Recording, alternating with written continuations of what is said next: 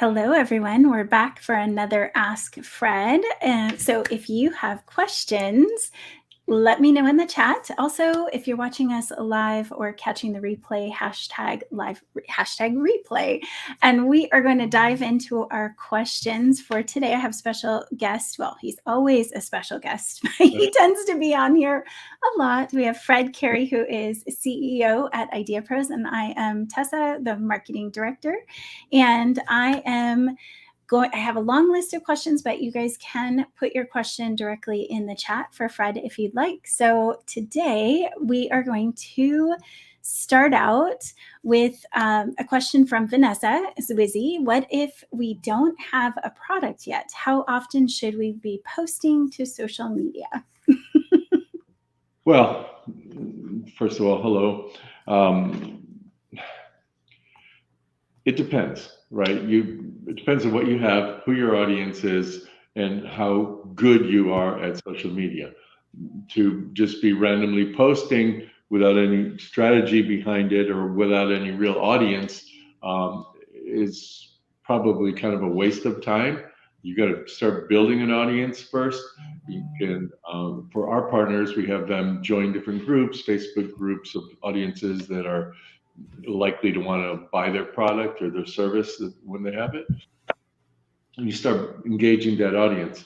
Now, let's suppose you have a product that you've discovered an audience to really present it to, and you're starting to get your Instagram, Facebook, whatever social media following going up, then at that point you can start doing little teasers. It's perfectly fine to do it before you have a product because you don't want to be selling a product, you want to be selling a solution to a pain point. So you can certainly talk about the pain that people have. In fact, on Sage, with his Sage scheduler, he does a lot of posts about solving pain issues, right? Mm-hmm. So you don't ever have to say exactly what the product is while you're doing it. You want to be able to intrigue people. The guy that developed the Segway spent probably 2 years talking about the future of transportation, which didn't end up being the future of transportation at all. In fact, the guy who ended up buying the company died on one going over a cliff. Yeah, that's a fun story you can look up. The reality is, for 2 years, they didn't say what it was, what it did, what it looked like, nothing. They were all about solving a solution. Transportation issues. Transportation is changing. Cars are too big. People travel by themselves. And so if you can find a methodical way to start adding more and more little teasers to address somebody's pain point with a solution that you have around the corner, you don't have to actually list what the product is. You build into that so you get the excitement up, you have an unveiling, and then you start pre-selling or selling the product. Beautiful. Too early, as long as you do it the right way. Right. And you can do posts about your backstory or kind of give your perspective, not about the product, just you as a business owner, you as a person who's experiencing those same things. So, behind the scenes type things are really fun that don't reveal any product information. Do it with a mind of building an audience. Exactly. If you have 7 people following you, you can. It's just like your business. It's just like selling. You're another star in the universe, and nobody. I don't know why I look out my window every time I say that, but nobody's going to know you're there. You have to attract them, right? Your telescope is your message, and you have to make sure that message is going to the right people to start drawing them in. Especially when you're on a very limited budget, it's hard. It takes a long time. Just be patient and just keep doing it. Absolutely. So Vanessa says, great, this helps so much. So you're welcome, Vanessa. Also, I would say that if you are doing the social connecting, and we've done a show about this before, I'm sure that Leticia can pop in the link for the show, but social connecting is all about finding your target audience and even influencers and making friends without revealing your product information at all. So if you haven't done it in a while, Vanessa, you could start doing the social connecting again, go out to those groups and observe and see what people are posting in them too. So we have that resource for you. All right. Well, that's excellent. And I'm going to go on to the next question on our list if I can find it. Okay, when's the right time to start? Well, that's advertising. Same type of question. When your product is still in the building stage, when do you start advertising? Again, depends on the product, depends on the audience, depends on the availability of the product, right? If you have a product that's ready and ready to be sold online, obviously that's the latest point you should be advertising because you're trying to sell something. But you can certainly start advertising in advance. You just have to be careful not to be too far in advance. The difference between building up a social presence and advertising is advertising is designed to make sales. And so you can't keep somebody's attention a long time to make a sale when there's nothing to buy, right? So if you think of, instead of advertising, if you think of it as branding, awareness, right? If you want to do awareness campaigns and you have a budget to do so, then identifying your audience, messaging that audience, letting them know that this product is coming shortly, getting people to sign up their email address to be the first to know when it's available. Those things are all valuable, and you can start that 3 to 6 months before your product is ready, I would say. And again, the focus in the beginning is the awareness part of it. You're collecting information, you're getting people who are interested, just like on the social media side of it, you're trying to create interest. Then as you get closer, you'll have the launch or the pre-launch of the product. You'll be able to take pre-orders, or you'll be able to at least get, the first 100 people that sign up to buy this get X discount, but you can do it on a gradual basis. There are other companies like companies as small as Tesla who are taking orders for a truck that they're not going to have for 2 years, and Yes. they're already taking $100 deposits on it. So it Right. really depends on what you have, what your budget is, what you're trying to achieve. Exactly. And I think there is, you kind of touched on that, a reservation funnel. So a reservation funnel might be $1, or in Tesla's case, 100, or whatever they're charging now for their reservations. But you can use advertising as a testing mechanism to see how much is it going to cost per lead in general, so that you can start figuring out your long-term numbers for marketing. So it is common to have a reservation funnel and to do a small campaign with just to figure out, are we using the right imagery? Are we using the right wording? Are we, how much can we get our cost per lead down to? Yeah, and by the way, all this stuff is better done with a professional, right? Because we tend to want to overbuild, overdesign, overpromise, because especially if you're a first-time entrepreneur, you want to make sure when you go out there, you're going to be as good or better than anybody else out there. The reality is that you need to be thinking the opposite of that. What can I focus in on? What small thing can I focus in on that's very valuable that people are really going to want? And then build up from that afterwards. So it's the same thing with your advertising and all the funnels that you create. It's scientific and very mathematical when you're doing online sales, because you can see a pattern of behavior that you can flesh out. If you spend $2,000 on advertising and you're getting certain returns on that advertising, and as Tessa said, maybe on one test page you have buy now on the left side, one test page you have buy now on the right side, you can see sometimes there's dramatic differences in the response just with subtle changes. So if you have a professional agency working with you, they'll help figure all those things out. They'll do the A/B testing. Interesting note on the reservation part of it as well. We have a couple of crowdfunding marketing companies that we work with, and they have a order system in advance to kind of test out their advertising. And they have a $1 reservation. And you think, what the heck's the point of that? But they found that the person who takes the time to go get their wallet or purse, take out their credit card information, put it down, it's really showing an intent to purchase that turns out to be about 20 times better than somebody who just leaves you their email address. If they go through the motions of getting that information out, that shows that they're really a committed buyer.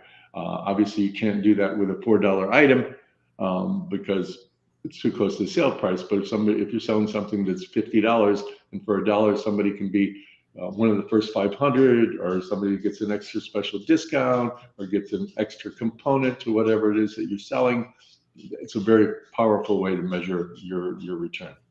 Absolutely. And you guys can check out one of those reservation funnels live at bingotugless.com, because we do have a reservation funnel up for them. Bingo Tug Less. I'll put it in the chat. Bingo Tug Less, which is awesome product. Oh my goodness. I can't wait for it to come out. So you can check out a reservation funnel there. To answer your question, though, in the chat, Cindy, I think you were asking, what can we do before launching? We just answered that question, so I don't know if you saw it in the beginning, but just rewind when we're done with the show and you'll be able to get some ideas on how to build up your email list without telling the prospect about your business before launching. And we are so glad to have you, Sandy and Cindy. And I remember when you actually did used to have to rewind to bring your blockbuster videos back. You had to rewind them when you got in trouble. Before you return. That's true. So we're going to move on. That was thanks, Vance, for that question. We got that one answered. And I love Odin's. And wow, I don't know, Fred, if you're going to be able to answer this for us, but what is the best way to turn 365 days of work into one day? Because if you knew the secret, you got to tell me. Use my work schedule, because I never take any time off. At the end, it will all be one day. No. You never stop working. Then thus it's just one day. Good answer to that one. I was going to say, Odin, the only thing what reduces time for me is automation. And we've been internally with IdeaPros doing a lot of videos to help reduce the amount of times you have to say the same information over and over. Yeah. Yep. All right. Well, we're going to move on to the next one. But Odin, if you know a better secret, you let us know.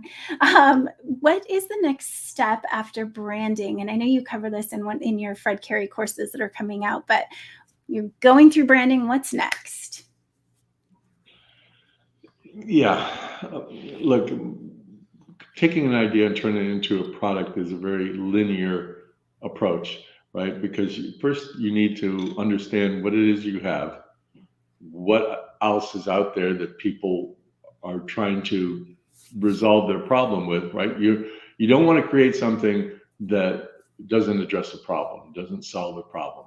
So that's the very first thing that you need to do, right? I'm going to get to the branding piece of it, but this is a linear approach. What is it that I have? Who wants it?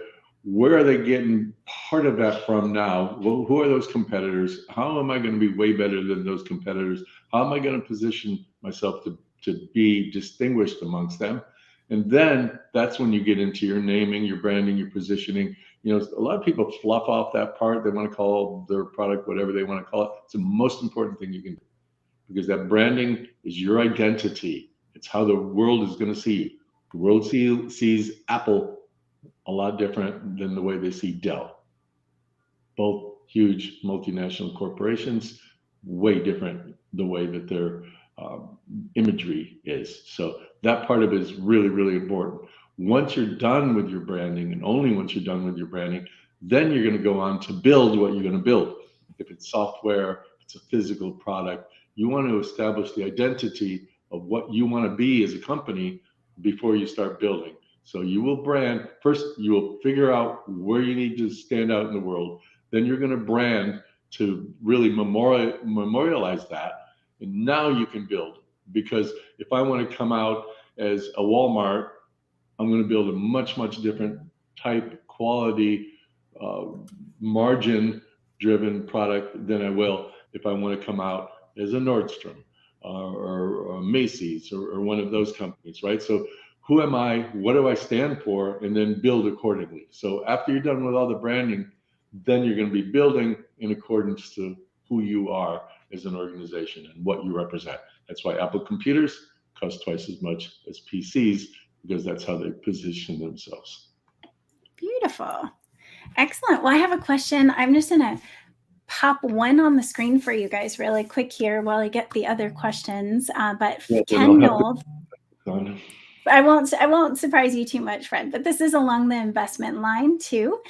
This one's from Ken Knoll, who is with crashpadproducts.com. Go there. I have the hitch on my car, on my truck right now. So he is asking, how do you get investors interested if you don't have a lot of sales yet? By piquing their interest, and you do so in any number of ways.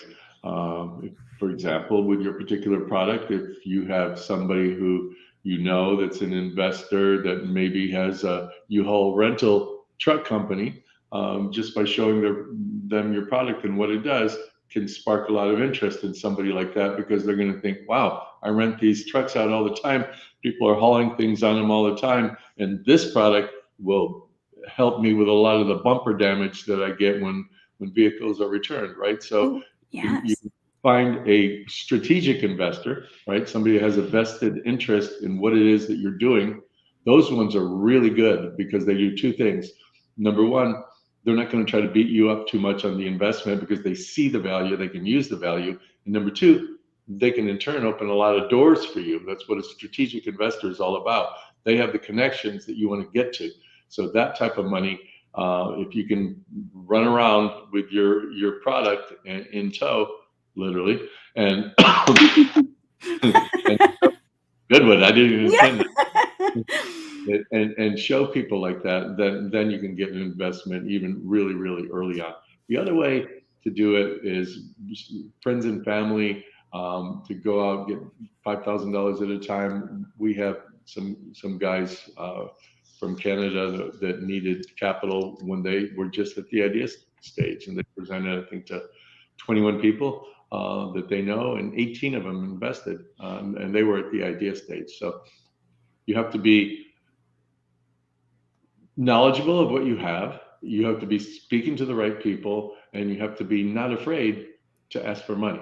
That's the hard part. People are afraid to ask for money, or they don't know what they want the money for, right? So if I say to you, yeah, okay, I'll give you $25,000. What are you going to use it for?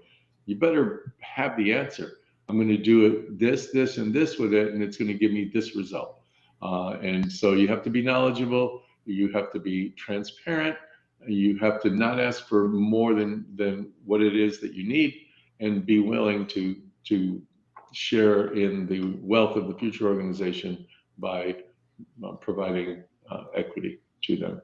I know there's a pending question about Yes. convertible debt with Bill Pullen asked that question. So I should address it right here while we're talking about that. Perfect.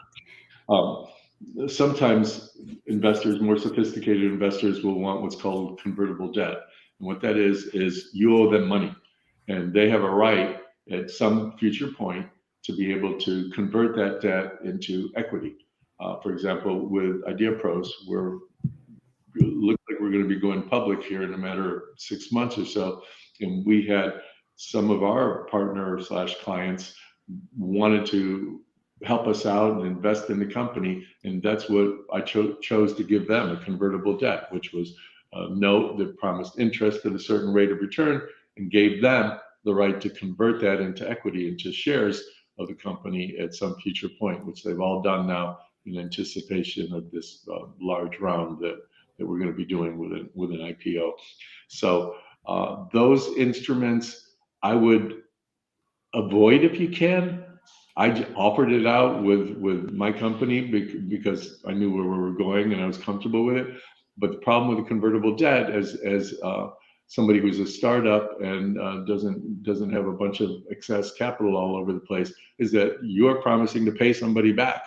And if your organization doesn't work out and do what it's supposed to do, then they're going to come to you personally about that. So it's always better to have people have skin in the game with you, that are taking the risk with you, that are taking that bet with you, rather than have somebody that you just owe money to, and they can choose to become your equity partner only after you succeed. That's good for them, not the best scenario for you. And Bill, and anybody with an app, we have a great relationship with WeFunder right now, and as you get close to having a finished product, talk to me about it, and you can do up to, I think it's $107,000 worth of equity crowdfunding where you don't have to have like audited books or anything like that. And then there's and I don't know what the exact numbers. For a fact, we're going to have one of the WeFunder guys on here at some point. But Yes. from 107 on to some other number, you have to have a CPA stuff, and then after that, you have to have audited financials. So there are levels where you can get money, and you can go and continue to get money every year using that methodology. It's very interesting. It's relatively new, and it's now finally starting to find its own place, which is kind of cool. You're a public company, but nobody can actually trade your shares. Everybody in there is betting on your future success. Well, since we're talking about money anyway, one of the questions is Raises in public. oh man, don't you guys think I need one? No, just kidding. Don't Just answer kidding. that question. Don't answer it. Don't answer it. So Mark asks, our product is getting close to being manufactured and may not have the money. So this is on the product side to get things rolling. So which angel investors should we use, in your opinion, to help get started? I think you might have some secret thing we can show here. Yeah, but I don't think that what would apply for that question. Oh, So, because this is an investment question as opposed to I a gotcha. question, right? So, angel investors, that's one route. You really know how to you have to know how to play that game. The best way to work with angel investor groups is to find one that's in your area. Could be a greater metro area, it could be something a couple hundred miles away, but try to work with groups where you can actually go and physically meet people, present what you have, show, again, like I said earlier, show intelligence in what you have, an understanding of the marketplace, understanding of what you need money for, what you're going to use it for, and what the result's going to be. Then you can have an opportunity with angel groups. Usually, if you're just talking about enough money for manufacturing, you might need $25,000 to $100,000. That's kind of a typical range where you're going to need money. You could, depending on your credit, depending on your relationship with your own banks, you might be able to actually go get enough capital to start that right away. And if you have customers and purchase orders, you can do what's called a purchase order financing. So if you have a product and you're able to get some purchase orders and people don't need it for 90 days, especially if it's the reputable company that's taking a purchase order. Suppose Target wants 5,000 of your widgets, and you have that purchase order. You can go get purchase order financing from many different places where they'll look at that purchase order and they'll lend you money against that purchase order. But angel groups, it's hit and miss. It depends on which angel group it is. It depends. Some angel groups are only interested in technology. Some are only interested in biotech. So you got to find the right people. And again, if you can find the right people locally, that's when you're best off. Perfect. All right. So I'm actually going to ask you a prioritization question now. So how do you prioritize your workday? Do you have any tips for Stephen? Probably I'm a bad example because I literally, I've been the CEO of a couple of public companies, which is really like running two companies at once because you have the stock that you're managing every quarter and you have your operational company. So a lot of hard work. What I'm doing now is the hardest I've ever worked in my life. Typical 12-hour days, 6 days a week. But especially in an environment like that, you have to find some way to manage it. So I do a few different things. Number one, I've shortened my meetings from half hour to an hour, where people like to put meetings on, to typically 15 minutes, 15 to 20 minutes. Learn how to get out the information that you need to get out, focus on what you need to accomplish and not how somebody's weekend was. And you can do 4 meetings in the time that you would normally do 1. That helps. Number 2, take out a certain blocks in your day, maybe an hour in the morning, hour or 2 in the afternoon, where you can focus on things that are important rather than things that are urgent. the urgent fires and things that any entrepreneur needs to deal with. That's one thing. But there are important things that go by the wayside because you're putting out fires all day long. You're answering emails. You're having meetings. Set aside some time so you can get to the important things that are going to drive you further along your path than you would otherwise get if you're just focusing on the fires all the time. That's my best advice. I love the priority matrix You too. have one other thing. Oh, one other thing. Start and end every day on you, right? I always get up earlier to, number one, be grateful that I'm up and breathing and my legs are working. Number two, to really consider the fact that there are a lot of things that you can do with positive affirmation. Just because you're going to have a tough day ahead of you, you want to start it relaxed and peaceful. And so get up and take care of yourself. Spend an hour and a half reading, meditating, 30 seconds, 5 minutes, it doesn't matter. You don't have to have your mind go blank. Don't listen to that shit. Just calm down, close your eyes, and take some deep breaths and relax. Exercise, walking, running, climbing, weights, whatever. Get your body in shape, get your mind relaxed and calm so you can spend the rest of the time on your day. And you're approaching each day in a good mood because you're doing the work of you before you do the work for everybody else in the world. And then at the end of the day, be grateful. In fact, I have a couple of little reminders on my calendar. The beginning and the end of each day. The beginning of the day starts with gratitude, and the end of the day ends with reflection and calmness. And that's really important to have that type of stuff on your calendar as part of your routine every day so you can perform at the most optimal levels. Awesome. And Kyle, I saw that you said that before Fred did too. So you guys are in line with your thinking on that for sure. So absolutely. Well, I like that. So two more questions, Fred, and then I will let you go for the weekend. Do you have any suggestions on Hey, how, what's a weekend? wait, yeah, right? No, so you can continue working on your Saturday. Actually, it's only one more question. I think we have one in the chat too. When funds are low in the beginning, what's the best way to tackle finding and getting a team put together for a startup? And what types of incentives would you offer? Well, first of all, you have to decide if you need a team, right? Funds are low. Usually that means you don't have any sales, which usually means you may not need a team. So don't just start working with other people just because you think that's what a company does. Wait until you need people. And really, sometimes the best people that you can have that are going to stay with you the longest are those first couple of people that you get. So make sure those first couple of hires are people that might work just for equity, a little bit of equity, sweat equity, working with you in the trenches to get things moving.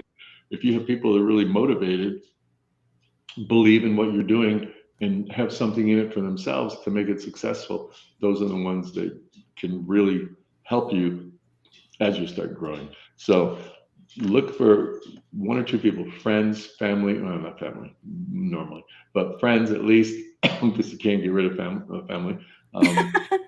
And people that you know, or people that in your network that have skill sets that are important to you. And in the very beginning, the best skill sets you can have are just being very entrepreneurial, learning while you're driving if you need to, just taking advantage. I wish I had all this availability that everybody has today. I wish I had that when I started my first few companies. You're flying by the seat of your pants. Here, in today's world, you can get tons of information and learn to avoid a bunch of mistakes just by spending time, well, like shows like this, where it's all free. We're trying to give information. We're trying to give back. If you look at the history of what Tessa and I talk about, everything that you need to do to become a successful entrepreneur is located in little 25-minute clips that we have. In fact, on our blog page, we have them kind of referenced out better than Facebook allows you to do. Yeah. Yes, you can go to ideapros.com/blog and see all those and click on the side for different topics. If you're feeling like diving in, we have a lot of content over there. So one last question from Sandy: balancing my current job, family, and lots of learning and preparing for Tri-M is difficult. Any ideas on how to juggle? Well, if you've ever seen any professional juggler, it looks easy, but try it yourself and it's really hard. Um, you have to give time to each, and there's nothing more important than your family and your health. So if you find yourself like focusing less and less on your family and your health, then you may want to rethink what you're doing, and you may want to rethink what you need to be happy financially, right? So if you have a job, but you have a future that's different from where your job is, if you have a future that's based on what it is that you're building, because that's what you're passionate about, that's what you truly believe in, then you're going to have to raise your risk profile a little bit at some point. I'm not speaking to you individually. I'm just speaking in general, right? You need to be able to decide, am I going to leave this nest that's giving me what I need to pay my mortgage and my car and everything to go into this wild world where I don't know any of the answers yet. So it's kind of an incremental move, but over time, you should find a way to spend less and less time on your job as you're spending more and more time on your future. But don't quit today. Not yet. You pay the rent and feed yourself. Tessa, there's one other thing that I want to talk about, because a lot of the questions dealt with financing and Yes. low budgets and, hey, I'm a solo entrepreneur. I don't have a big fat wallet that I can go around spend all this money. I have an app and I don't have $100,000 that a small 6-month budget would cost just to get downloads. Downloads, it can cost you $2.50 or even more for a download, and a lot of people don't have that. So there's a lot of guerrilla things that you can do. Do your homework.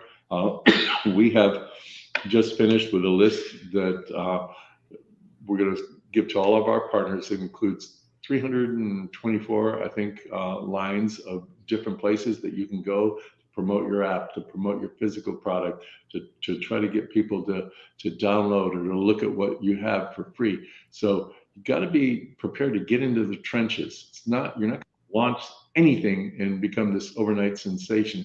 It takes time. It takes a lot of hard work, and you got to be willing to take these incremental steps. So if you want to share that, Yeah. I don't want to scroll through the whole thing, but I can show you like the first 20 lines or so. Can you make that bigger? Is that big? Yes, we can. Okay. Oh, look at that. We can be on the bottom now. Oh, cool. All right. So, for example, these are just some of the different places that you can go to that can, their communities or their resources, publishers that you can actually go and excuse me, you can go and put down your product idea, put down your app, show where it's goes to be downloaded, and using things like this. Again, this is the first 15. We have over 300 of them. These type of places you can go to and start doing that heavy lifting of trying to get people to download your app for free or go look at your product without spending advertising dollars. Some of these you have to pay for, but a lot of them are free, and it depends on how much you use them for, whether you're paying anything or not. I love it. I can't wait to get this in the hands of our partners for sure. Awesome. Well, thank you so much, Fred, for answering all of our questions. I'm going to let you go. And before you go, I just want to say Sean Reed is celebrating 57,000 followers this week on his Instagram channel. So I wanted to bring that sage right now. If you guys, well, let me put it up on the screen for you. Congratulations, Sean. Sean's one of our partners, and he's working hard to get Sage Scheduler out. He's always doing social media for sure. So there's a good example, right? It's not out yet. It's going to be out here, I think, in the next couple of months. But he's already got a bunch of followers. He's been working on this for a long time, incrementally gathering 1, gathering 2, gathering 10, gathering 100, and over time things build up. So don't any company that you want to point to and say, wow, I want to be like them, they all went through this struggle. And I guess this is my closing thought here. Anybody from Airbnb to Google to Hewlett Packard, any of these companies that you can think of went through a struggle and went through many, many times and sometimes many, many years of disbelief and doubt and scrambling to be making enough money to buy ramen. And when you get to that end stage, it's been a long journey to get you there. So be patient, believe in yourself. Don't mind it if things are taking longer or you go down one path and it's a dead end and you have to turn around and go a different way. It's part of the process. Right? Being an entrepreneur is really, really hard, but the reward is you're doing what you want to do. You're doing what you're passionate about. You're trying to align yourself with your purpose.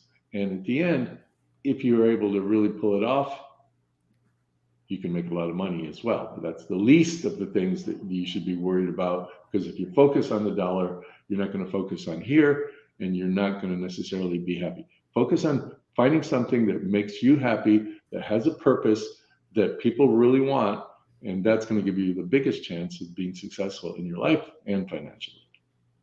Wonderful. Thank you for the words of wisdom, Fred. We'll see you next week. I'm going to let you go, and then I'm going to check out in the chat. Thank you guys all so much for being here, and loved all the comments in the chats, by the way. Bidet Bar, Yadira, Donna, Jared. Jared actually had quite a few pieces of nuggets of information in here. I'm going to try to put them up on the screen, but he talked about getting together a list of 100 or so ideas, topics that you could, there I found it. Organize a list of 100 topics to post on social media and YouTube. This is exactly what we do with IdeaPros. We actually look at what people are searching for on the search engine that are around our topic that would help support what we do.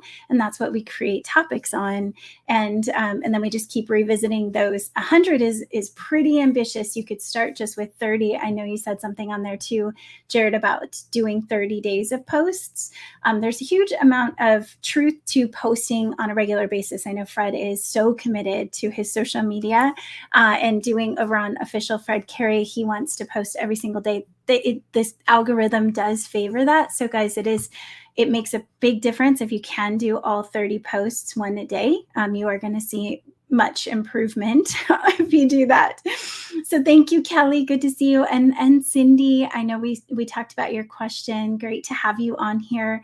And then Ronald, Sean, of course, always good to have you here. Aziza, you mentioned something really exciting. You found an influencer just by networking and talking with people, and that's someone who you can actually get your organic products in the hands of. So I'm trying to find that comment.